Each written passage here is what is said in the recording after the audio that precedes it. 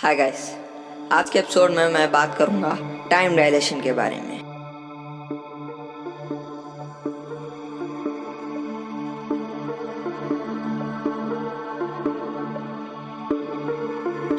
Nineteen 16 में sir Albert Einstein ने general relativity theory को पब्लिश किए, जो यूनिवर्स के गुप्त राजों को खोलने की एबिलिटी रखता है। इसीलिए एल्बर्ट आइंस्टीन को वर्ल्ड का बुद्धिमान इंसान कहते हैं।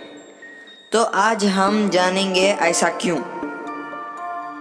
एक रात जब एल्बर्ट आइंस्टीन अपने काम से घर लौटे, एक ट्रैम कार में चढ़कर और जाते जाते वे पीछे खड़े क्लॉक टावर को देखे और सोचे कि क्या होता अगर एक इंसान लाइट की गति से चलता, क्योंकि एल्बर्ट आइंस्टीन वैसा कुछ महसूस कर रहे थे जो जन्म दिया स्पेशल रिलेटिविटी थ्योरी को, जो कहता है टाइम रिलेटिव है और स्पेस टाइम एक साथ काम करते हैं।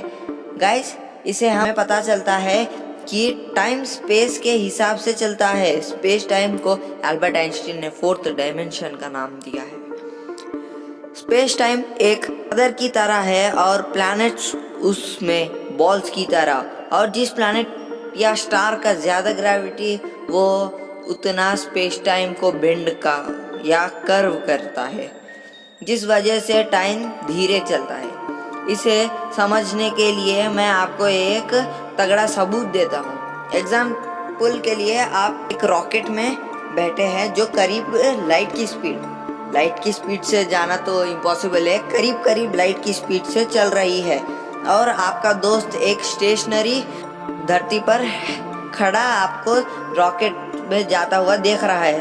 अब आपके हाथ में एक लाइट पार्टिकल और दो रिफ्लेक्टर्स ऐसे रखे हुए कि light particle continuously up and down होती रहे।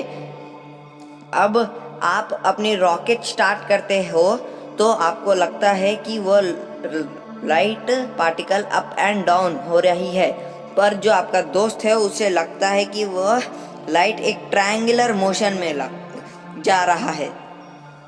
अब अगर आपकी नज़र से हम देखें केस 1 लेकर, मान लेते हैं दो रिफ्लेक्टर्स के बीच में h की डिस्टेंस है और हमें पता है speed is equal to distance by time, जिसे हम कैलकुलेट कर सकते हैं distance is equal to speed into time. वो डिस्टेंस यानी दो रिफ्लेक्टर्स के बीच में का डिस्टेंस।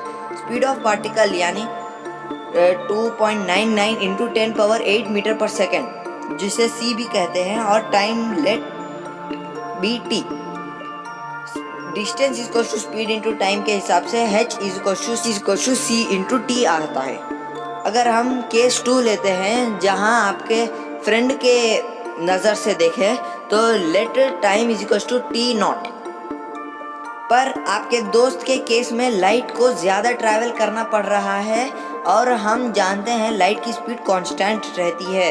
तो अगर इस केस में केस 1 लिए तो let speed of light be distance by time is equal to speed, let light speed भी 3 मीटर पर सेकेंड।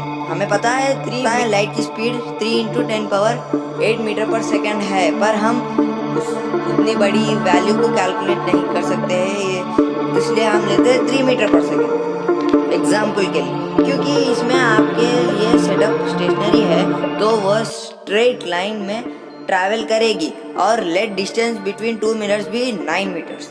याद रहे यूनिट्स का। अब distance is equal to speed by time formula लगाए तो हम देखते हैं t is equal to 3 seconds हमारे केस में। पर अगर वही वक्त पर केस 2 लेते हैं, अब let distance covered by light particle भी 15 मीटर्स। देन अगर हम फिर से वही distance equal to speed by time का फॉर्मूला लगाए तो हमें पता चलता है कि t naught is equal to 5 seconds, यानी जो रॉकेट के अंदर बैठे हुए हैं उन्हें तो सिर्फ 3 सेकेंड्स ही गुजरते हैं, पर जो रॉकेट के बाहर है उन्हें 5 सेकेंड लगते हैं। इसे ही हम टाइम डायलेशन कहते हैं।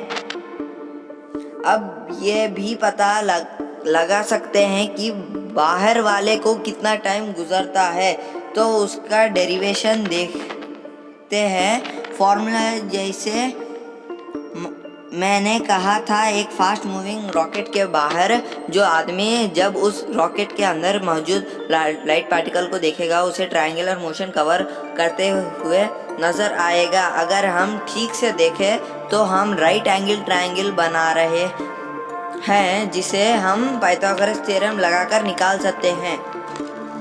हाइट तो हमें पहले ही निकाल लिया है था जो h=c/t था फर्स्ट केस में है। अब अगर हाइपोटेन्यूस निकाले तो distance covered by light = hypotenuse मान लिए लाइट को हाइपोटेन्यूस डिस्टेंस ट्रैवल करने x टाइम लगा है तो distance = speed into time hypotenuse c/x। x यानी टाइम कवर्ड t0 लिख सकते हैं, x लिख सकते हैं।